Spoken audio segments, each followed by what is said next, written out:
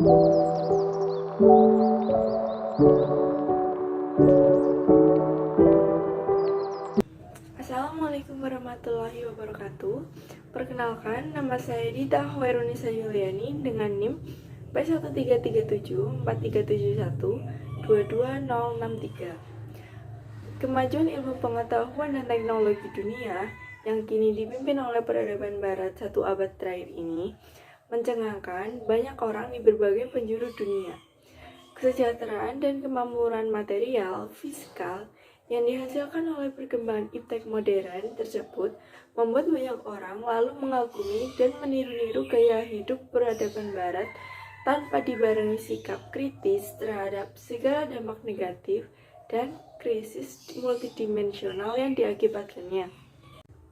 Secara garis besar, berdasarkan tinjauan ideologi yang mendasari hubungan keduanya, terdapat 3 jenis paradigma. Yang pertama, paradigma sekuler, yaitu paradigma yang memandang agama dan iptek adalah terpisah satu sama lain.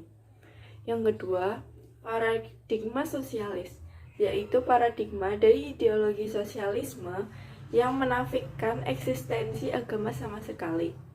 Dan yang terakhir, paradigma Islam, yaitu paradigma yang memandang bahwa agama adalah dasar dan pengatur kehidupan. Paradigma inilah yang telah mencetak muslim-muslim yang taat dan saleh tapi sekaligus cerdas dalam iptek. Peran Islam yang utama dalam perkembangan iptek setidaknya ada 2. Pertama, menjadikan akidah Islam sebagai paradigma pemikiran dan ilmu pengetahuan. Jadi, paradigma Islam dan bukannya paradigma sekuler yang seharusnya diambil oleh umat Islam dalam membangun struktur ilmu pengetahuan. Kedua, menjadikan syariah Islam sebagai standar penggunaan iptek.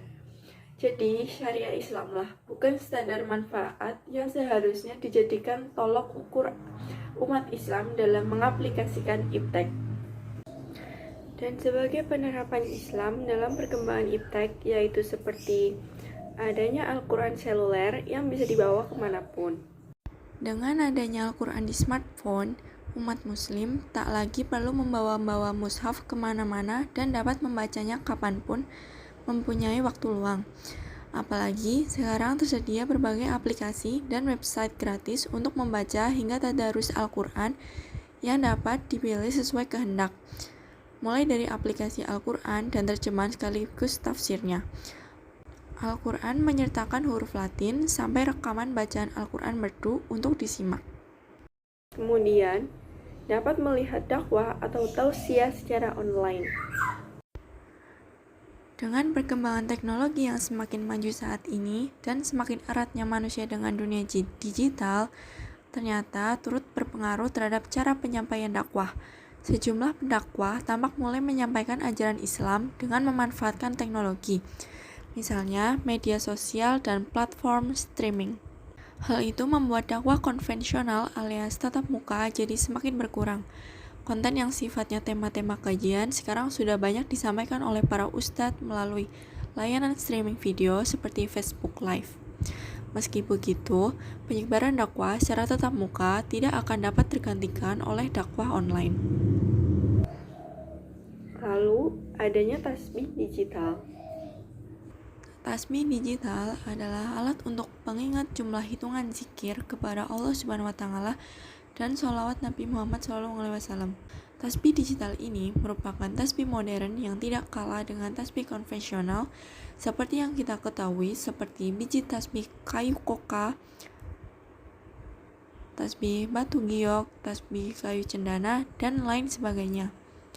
Sebagai seorang muslim, tasbih penghitung zikir ini sangat bermanfaat untuk beribadah dan sangat nyaman untuk digunakan ketika dalam perjalanan atau ketika bersantai sambil melafadzkan kalimat-kalimat tasbih untuk beribadah kepada Allah. Kemudian, dengan berkembangnya teknologi saat ini, tasbih ini dibuat dalam bentuk website seperti tasbihdigital.com. Ini dibuat dalam bentuk aplikasi tasbih di Android. Kemajuan teknologi, jika dimanfaatkan dengan baik, memang sangat membantu. Salah satunya adalah memudahkan kita dalam beribadah. Kemudian, ada lagi contoh penerapannya, yaitu donasi atau zakat online. Kemudahan pelayanan yang membuat layanan donasi online ini hadir agar para donatur dan muzaki bisa tetap bertransaksi tanpa harus repot datang ke kantor amil zakat ataupun gerai zakat. Muzaki hanya memilih menu dalam aplikasi mobile banking atau internet banking dari bank yang dimiliki dan bisa langsung pilih layanan zakat, infak, wakaf, atau donasi lainnya. Terima kasih, sekian. Wassalamualaikum warahmatullahi wabarakatuh.